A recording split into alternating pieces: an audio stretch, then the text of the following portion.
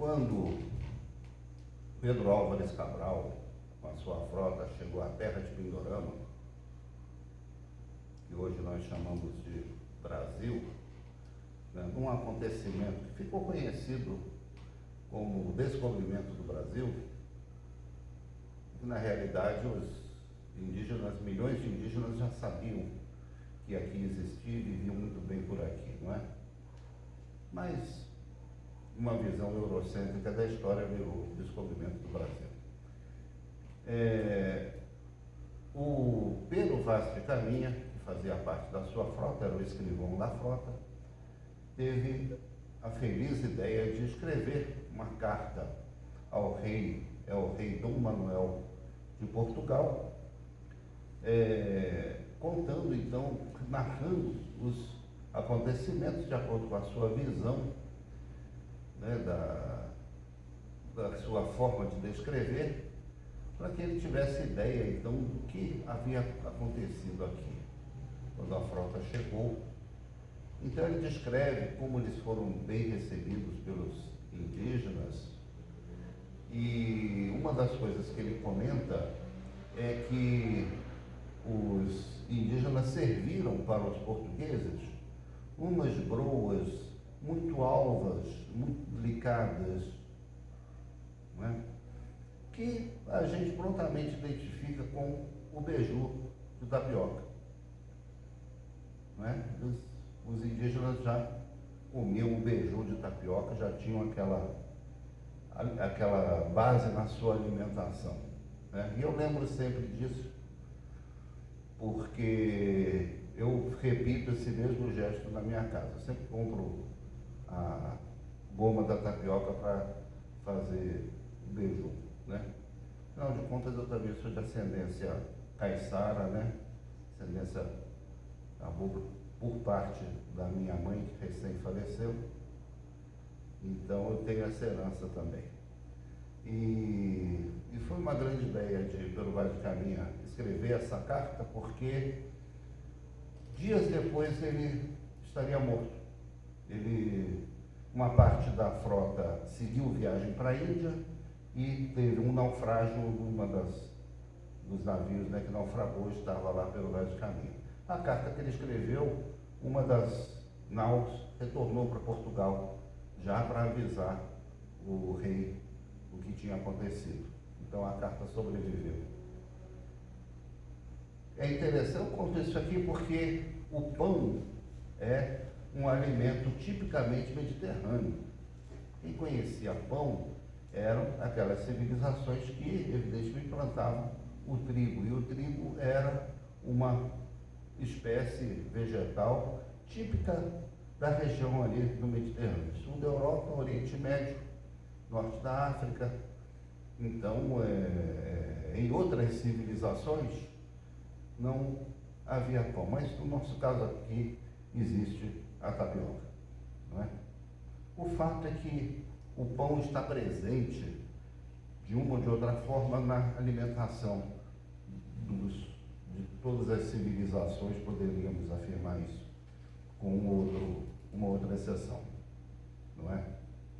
E é exatamente essa imagem que Jesus utiliza para se identificar, para que as pessoas possam compreender de uma maneira mais exata, mais clara, mais didática, quem é Jesus. O fato é que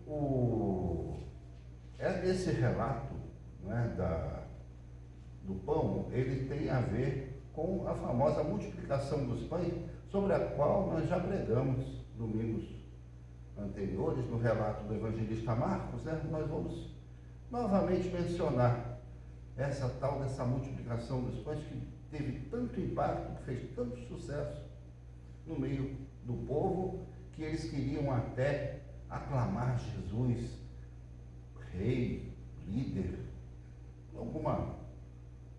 um posto de comando de algum tipo de movimento, que não era isso que Jesus queria, não é?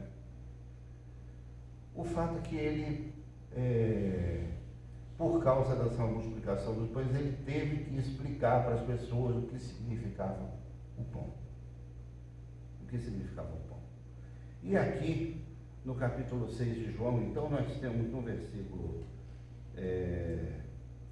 35, o seguinte: declarou-lhes, pois, Jesus: eu sou o pão da vida. O que vem a mim jamais terá fome, e o que crê em mim jamais terá sede. Sempre, especialmente no Evangelho de João, mas não só aqui, sempre que Jesus utiliza essa fórmula, essa frase, eu sou, prestem atenção, porque ela tem um significado muito forte, muito fundamental na teologia de Jesus, na mensagem de Jesus. Porque eu sou é o nome do Deus Criador. É o nome pelo qual Deus mesmo se identifica. Lá no deserto, quando Moisés encontra lá uma planta pegando fogo, mas que não se queimava, ele foi ver o que era aquilo. Ele achava que podia ser uma queimada, né? Algum incêndio espontâneo desses que acontecem também aqui no Cerrado. Quando ele se aproxima, de repente a planta começa a falar com ele. E daquela chama, ele ouve uma voz que diz assim: tira as sandálias dos teus pés, porque a terra que você está pisando é terra santa, primeiro. E ele, olhando para aquela árvore, ele diz assim: mas quem é você? Então, aquela chama responde para ele: eu sou. Eu sou. Então, quando Jesus afirma eu sou o caminho, a verdade e a vida, né? Eu sou a ressurreição e a vida, etc. Ele está afirmando um atributo que provém de Deus. E por isso, né, esse é um dos motivos pelos quais nós cremos na identidade, na mesma natureza entre Deus e Jesus, entre o Pai e o Filho. Porque ele declara isso de uma forma muito enfática. Então, quando Jesus diz aqui, eu sou o pão da vida, ele quer dizer que isso provém de Deus. Mas vamos voltar aqui ao deserto, não é? Moisés caminhando pelo deserto com o povo e eles sentem fome. E quando eles sentem fome, quando a barriga começa a roncar, eles começam a sentir saudade das panelas de carne do Egito. Lá, pelo menos, a gente era explorado, a gente era humilhado, a gente apanhava, nós não éramos respeitados, nós éramos escravizados, mas tinha as panelas de carne. A saudade, né, que muitas pessoas sentem, né? Saudade de ser oprimido, saudade de ser agredido, saudade de ser explorado. Vai entender isso. Aconteceu na Bíblia também, não é? E Deus providencia então alimento para esse povo. Primeiro foram aves migratórias que erraram o caminho e foram parar no meio do deserto. E elas acabaram caindo lá, justamente no lugar onde o povo passava. Mas, depois disso veio então o maná, uma farinha, né, que caía e vinha, não sei se pelo vento, mas caía sobre a terra, e que eles então juntavam aquela farinha e começaram então a fazer as suas receitas. Bolo, panqueca, tapioca. Essa farinha do maná alimentou o povo durante 40 anos. 40 anos, sempre muito emblemático na caminhada do povo de Deus, 40 anos emblemático da nossa caminhada também de 40 anos enquanto igreja. Não é? Então, era essa imagem que, quando se falava pão do céu, Deus deu-lhes a comer pão do céu, era a imagem do maná. Era isso que estava na cabeça de qualquer israelita quando se falava de pão do céu. Mas Jesus faz uma releitura dessa figura do pão do céu. Então ele diz, né? Eu sou o pão vivo que desceu do céu. Eu não sou aquela farinha. Aquela farinha, aquele maná, o povo se alimentou dele durante décadas, durante 40 anos, mas um dia ele acabou e um dia também as pessoas que comeram dele também morreram. E quando eles entraram na terra prometida, acabou o maná. Acabou o fornecimento do maná. Não é? Deve ter sido um choque para o povo de Deus. O dia que não teve mais maná, não é? A gente vê, às vezes, na própria política, né? Benefícios, desonerações, coisas assim que eventualmente o governo concede para você acabar com elas, e a dificuldade que é, né? Mas o maná tinha que acabar. Ele acabou. Mas Deus não deixa de alimentar o seu povo, só que ele oferece hoje um outro alimento, né? Claro que a nossa subsistência, a nossa sobrevivência, a nossa dignidade, o acesso ao fruto do nosso trabalho, tudo isso é precioso para Deus. Deus nos dá esse direito, Deus nos garante isso. Entendeu? Não é que Deus esteja preocupado só com a nossa saúde espiritual. Certo? Também está preocupado com a nossa saúde física, com o nosso bem-estar. Mas, por maiores que sejam as bênçãos de Deus na nossa vida material, elas não garantem a vida eterna. E o alimento da vida eterna é quem? É Jesus Cristo. Essa grande mensagem que Jesus quer trazer para o povo de Deus. E aí ele afirma então também com a fórmula eu sou o pão da vida. O pão é nosso alimento diário, não é? Pão francês, pão integral, pão de fruta, pão australiano, pão de qualquer outra forma, pão sem glúten. De qualquer forma, a gente se alimenta de algum tipo de pão, mas o pão que Deus nos oferece é esse, né? Esse é o pão que desce do céu, para que todo que dele comer não pereça. Eu sou o pão vivo que desceu do céu, se alguém dele comer, viverá eternamente. E o pão que eu darei pela vida do mundo é a minha carne. E aqui, mais uma vez, nós vislumbramos a leitura que o Evangelho de João faz num sentido muito litúrgico. Porque quando ele associa aqui, nessa fala de Jesus, né, o pão da vida, à sua carne, né, ao seu corpo, aonde que nós encontramos essa referência muito explícita, muito clara na nossa vida de fé? É exatamente na Eucaristia, na Santa Ceia do Senhor. Quando nós partilhamos do corpo e do sangue de Jesus.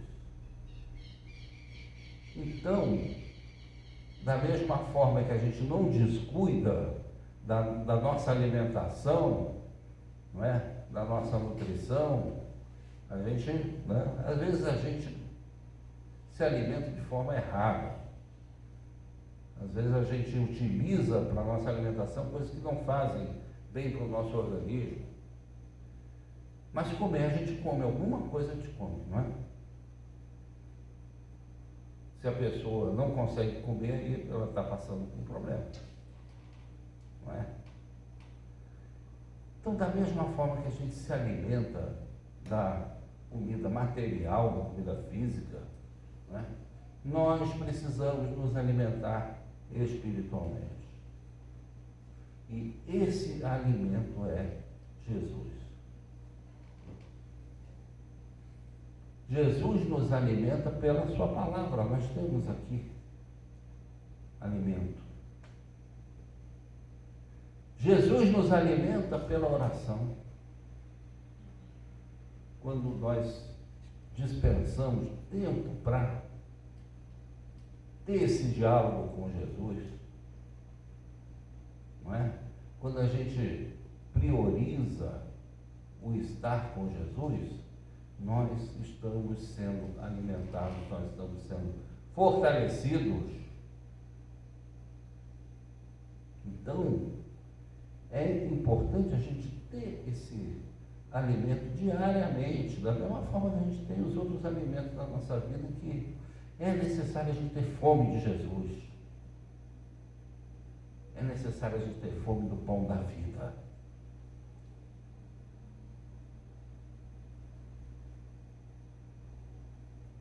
Faz parte da nossa saúde espiritual. E é importante, eu venho procurando mostrar isso para a nossa comunidade, para a nossa igreja, para a nossa vida de fé. É importante a gente estar presente na Santa Ceia do Senhor. Porque ali é um sinal físico, é um símbolo de que a nossa alimentação está em dia. Há irmãos que têm negligenciado essa presença na mesa de comunhão. O apóstolo Paulo fala mesmo, né? Pessoas que se ausentam ou que não dão a devida importância à mesa do Senhor, elas acabam enfraquecendo e até se adoecendo. Ele exorta a igreja de Corinto nesse sentido. Não é novidade que haja entre vós pessoas que estão fracas e até alguns que morrem. Isso não é nenhuma maldição, isso não é nenhuma praga que o apóstolo Paulo coloca. Ele simplesmente constata que pessoas que cuidam da sua saúde espiritual, que cuidam da sua alimentação espiritual, são mais fortes, têm mais condições de enfrentar os desafios da vida, têm mais condições de enfrentar as dificuldades, estão mais livres das angústias, não porque não tenham problemas. Às vezes os problemas das pessoas não são tão diferentes entre si, mas a forma pela qual nós reagimos, se nós temos uma saúde espiritual em dia e se nós não temos, vai ser diferente. Da mesma forma que a gente está exposto a infecções, a doenças transmissíveis, todos os dias, no nosso trabalho, na condução, no shopping, em qualquer lugar público a gente está se expondo a ser contaminado de alguma forma, não é? Mas se a nossa saúde, se o nosso sistema imunológico está fortalecido, está em dia, a gente não precisa andar dentro de uma bolha, não é? Nosso organismo consegue repelir essas coisas. Então, da mesma forma, uma pessoa bem alimentada espiritualmente, uma pessoa que se alimenta de Jesus, ela também tem condições de reagir aos ataques da própria vida, que eles acontecem, que são inevitáveis. Ela pode reagir de uma forma muito mais tranquila. Então, em nome da nossa saúde espiritual, nós precisamos nos alimentar de Jesus, porque vai fazer bem para essa vida e vai fazer bem também para a vida eterna. É a única forma de nos garantirmos na vida eterna é essa, a gente se alimentar de Jesus. Quem está falando isso não sou eu, é o próprio Jesus aqui no texto do Evangelho de João, não é?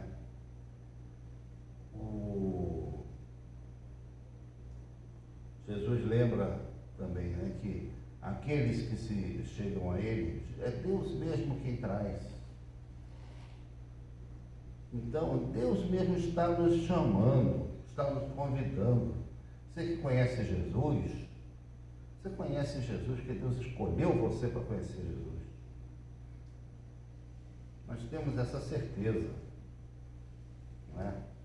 Então não jogue fora, não menospreze esse convite que Deus faz a você na sua vida, porque Ele quer assegurar para você vida eterna, uma vida eterna forte, boa, robusta, saudável, uma vida eterna que começa aqui.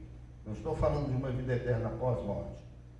Uma vida eterna que começa a partir de agora e que se prolonga para além da morte.